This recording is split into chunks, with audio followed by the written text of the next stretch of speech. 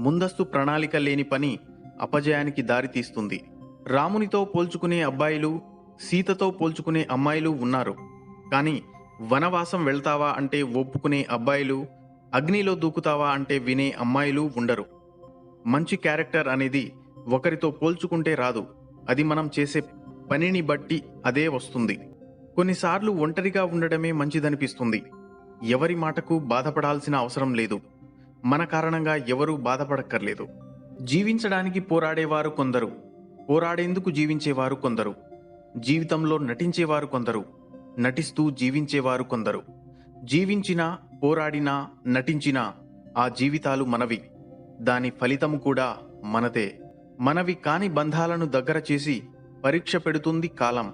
పరీక్షలో గెలిస్తే ఆ బంధం ఇచ్చే తీపి జ్ఞాపకాలతో జీవితం ఆనందంగా గడిచిపోతుంది. పరీక్షలో ఓడిపోతే ఆ బంధం ఇచ్చే గాయాలతో భారంగా గడిచిపోతుంది.